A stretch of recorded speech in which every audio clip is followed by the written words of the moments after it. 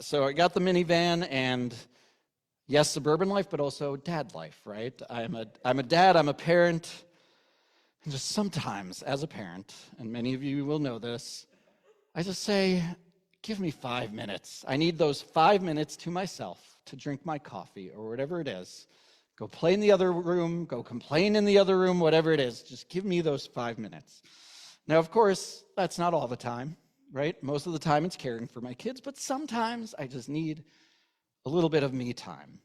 And in some ways, this echoes what the great sage Hillel said about 2,000 years ago. He said, Im ein ani li mili, im ein ani li mili, ucheshe ani le'atzmi ma'ani. If I'm not for myself, who will be for me? And if I'm only for myself, what am I? So yes, take care of our kids, take care of our society, take care of whatever, but also make sure we're taking care of ourselves. We see this in our Torah portion, Parshat Bo. We get the last of the 10 plagues, culminating in the death of the firstborn of the Egyptians. And Pharaoh finally lets the Israelites go. They finally get their first steps towards freedom, which continues next week at the crossing of the sea. And Rabbi Nancy Wexler, who is in Carmichael, California, she says that there are two competing values in our Torah portion this week and everything surrounding it. And there are two values about kavod, which means honor or respect. So the first value has to do with celebrating our redemption. In this and next week, we get the culmination of the slavery story. We're finally finding our freedom. This is what we celebrate every year on Passover. We sing the Song of the Sea next week, special melodies. And so Rabbi Wexler says, on the one hand, we are commanded to celebrate our redemption from our enemies. This is what she calls kavod of self, respect for self, self-respect, self-esteem. We ourselves deserve life and dignity and happiness and freedom, to be ourselves, the right to choose, the right to express ourselves. Now, that could look like taking a spa day. Treat yourself if you've ever watched Parks and Recreation. It could mean carving out 20 minutes for your own time. It could mean dressing up so you look nice or feel nice. But it also means protecting your physical safety. It means seeing a doctor, finding a therapist. This is kavod of self. And the second value we find in our Torah portion is honoring others, kavod for others. There's a story in the Talmud about when the Israelites finally crossed the sea. So they get to the other side, the water crashes in on the Egyptian army behind them. The soldiers drown in the water, and the angels up in heaven, they start cheering, yay! They're celebrating, they're singing. And God interrupts them and scolds them and says, my creatures are drowning, and you sing songs? So we celebrate our freedom. We rejoice in it, but we don't celebrate the loss of life. Even the demise of the wicked do not deserve praise. That does not deserve praise.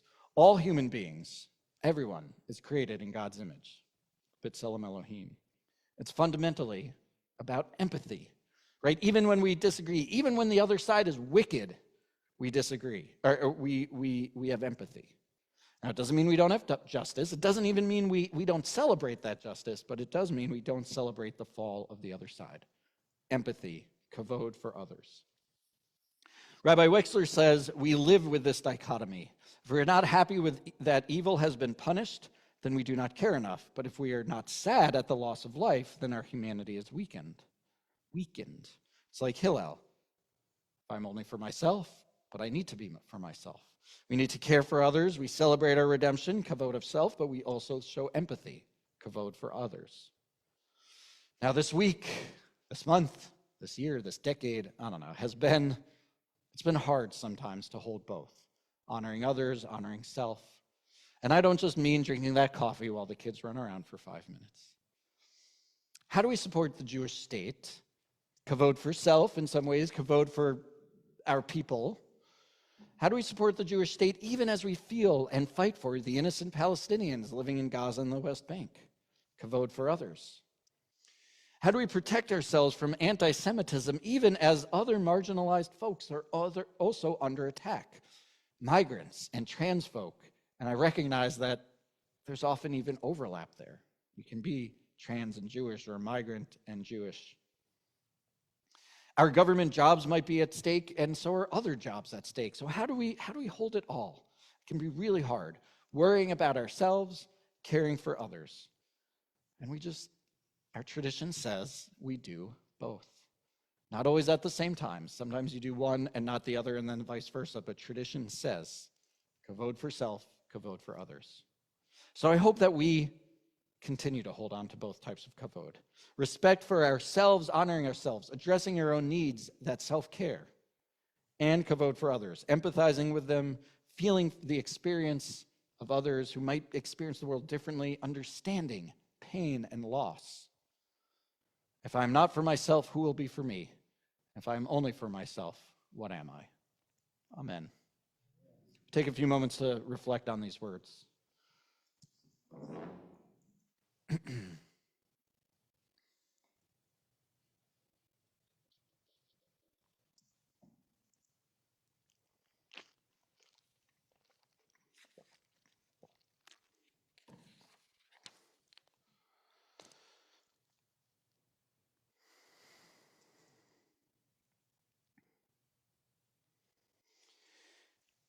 Our concluding blessings begin on page 282 in the middle of the page. Page 282. I invite you to rise, and Jaya, can you come help me open the ark, please? Thank you.